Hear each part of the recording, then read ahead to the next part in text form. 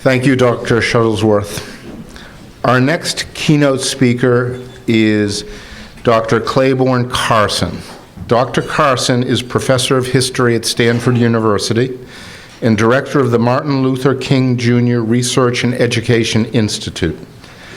Under his direction, the King Papers Project has produced 7 volumes of the papers of Martin Luther King Jr., a definitive edition of King's speeches, sermons, correspondence, publications, and unpublished writings. He is also the author of numerous books on the civil rights era, including In Struggle, SNCC and the Black Awakening of the 1960s, and Martin's Dream, My Journey and the Legacy of Martin Luther King Jr., a memoir. I present to you Dr. Clayborne Carson.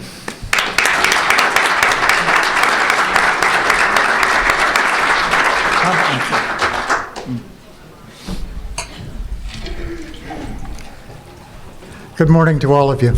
Morning. It's a real pleasure to be here.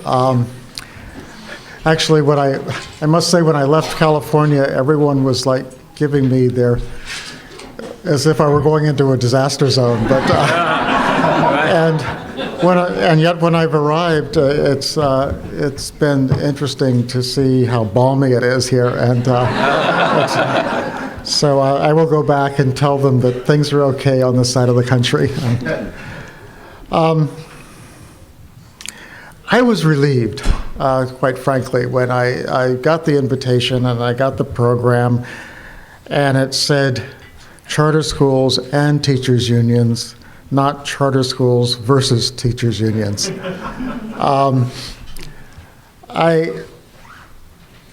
I thought, as I often do whenever I'm giving remarks on any subject, what would Martin Luther King say? And I have a certain 30 degrees of experience saying exactly what Martin Luther King would say.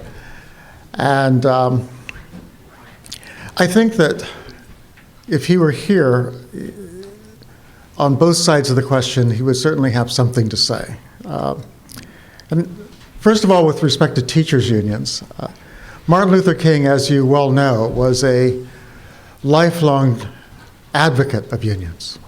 One of the, in some ways you could say he gave his life for the right to organize. He was in Memphis defending the right of sanitation workers to have a union, to stand up for their rights. And I think that it is part of his legacy to understand how you can deal with a number of the issues in society by teaching people to be good citizens, in full meaning of that term. Now, with respect to charter schools, I don't think the issue was around when Martin Luther King was alive, and that doesn't usually stop me from saying what he would think about something. But I think that he was certainly around when people were experimenting with the notion of what is education? What is a good education? How do we get it? How do we create the structures of good education? And in fact, when I think back in terms of my own writing, in terms of my own life, it is about education. As was mentioned, I recently wrote a memoir about my life, and it forced me to do what memoirs do. They take you back, and why did you get to be where you are? And I went back to the 1940 census and looked up my mother. And I found her, 1940, in a little town of Century, Florida. This was one of those towns where if you're driving through and you are not paying attention, you found that you just drove through it. And that happened to me the first time I went back. And I went into this country store and started asking about the Lee family. And the first black person I saw said, "I must be a cousin of yours." It was that small. So But she was, in 1940, a maid in a white household. She was 18 years old. She was poor. She was a single mother raising a child. And I thought, it forced me to think about, by that time she had passed on and I couldn't ask all the questions I wanted to ask.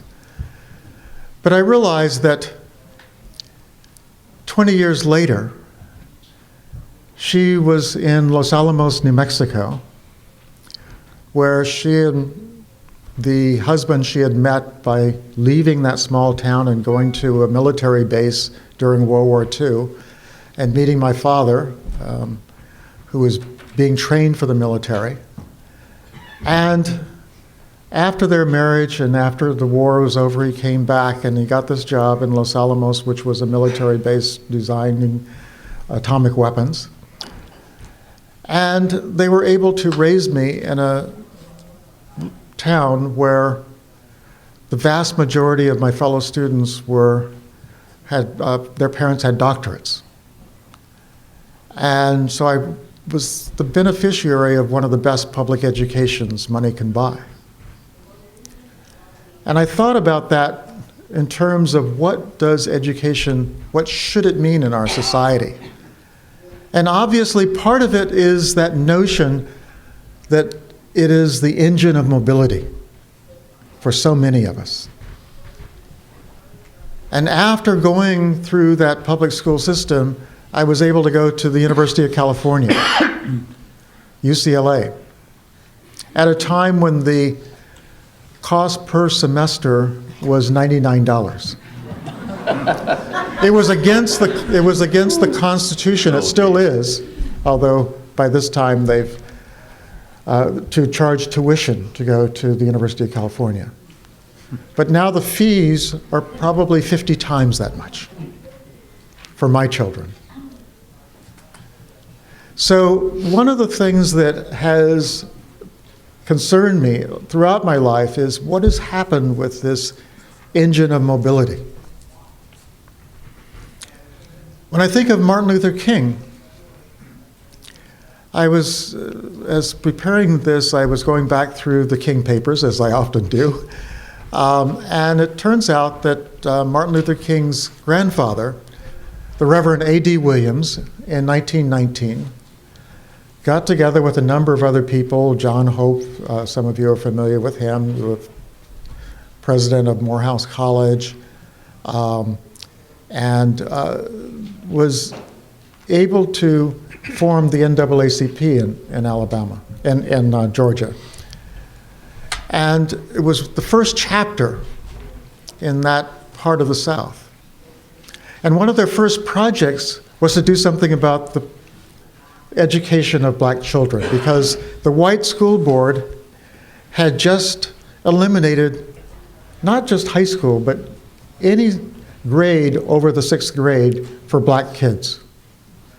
And they were going to use the extra money to build more schools for the white children. And the black community mobilized against that. And because they were in Atlanta, they were able to register to vote and became a decisive factor in passing a bond issue, which led to the creation of not just more white schools, but also the first black high school.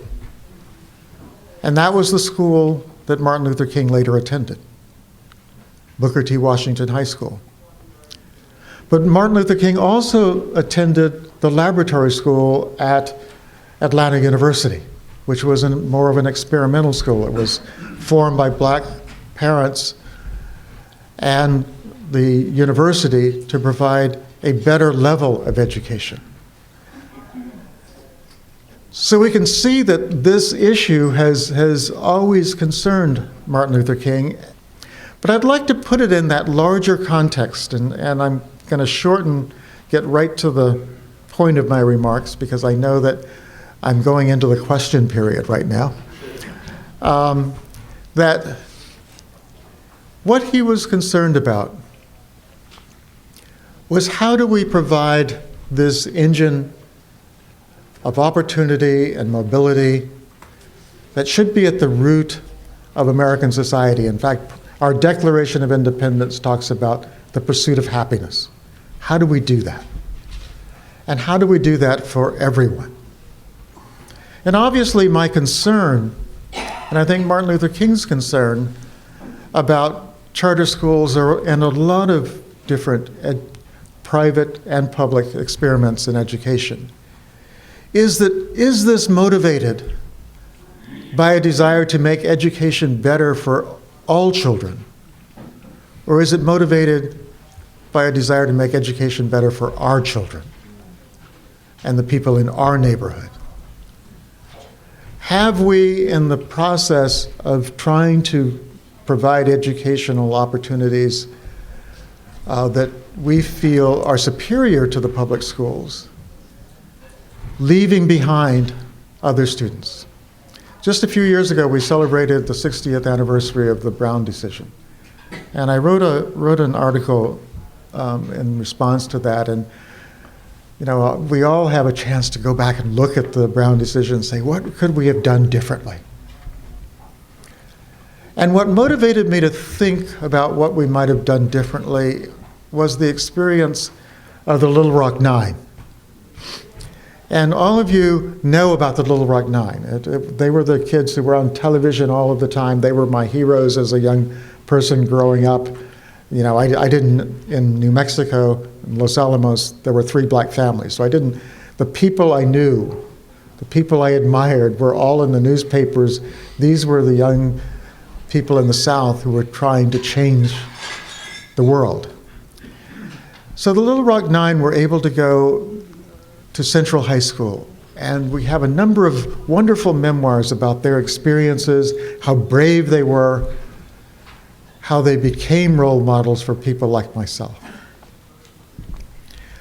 But I remember in one of those memoirs, one of the students, one of the 9, talked about the kids who were left behind at the black school and what they went through that year, and the resentment they felt about the attention devoted to these 9 students when no one was caring about what happened at that black school.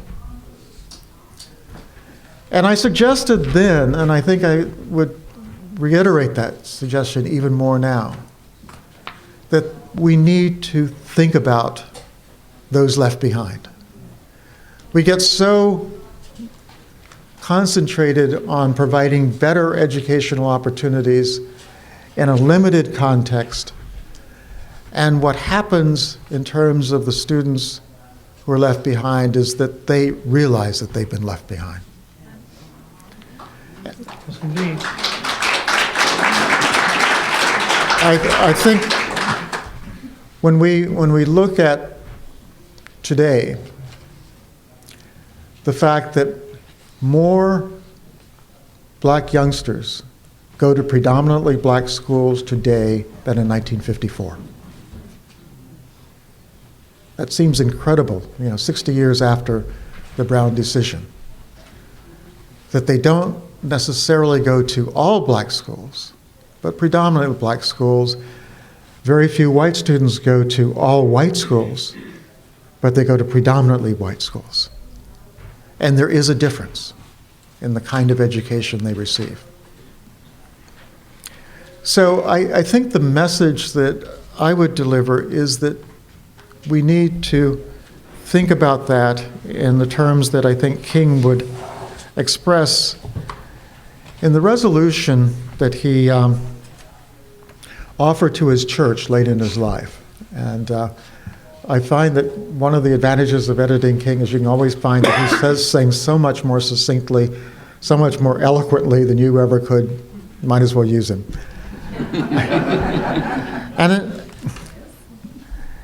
And I'm simply saying this morning, he said in 1968, just a few months before his death, that you should resolve that you will never become so secure in your thinking or you living that you forget the least of these. In some sense, all of us are the least of these. But there are some who are the least than the least of these. Who are least than the least of these. I try to get it over to my children early, morning after morning, when I get a chance, as we sit at the table, as we did this morning in morning devotions. I couldn't pray my prayer without saying, God, help us as we sit at this table to realize that there are those who are less fortunate than we are. And grant that we will never forget them, no matter where we are. And I said to my little children, I'm going to work and do everything I can do to see that you get a good education. I don't ever want you to forget, however, that there are millions of God's children who will not and cannot get a good education. And I don't want you feeling that you are better than they are. For you will never be what you ought to be until they are what they ought to be. Thank you very much.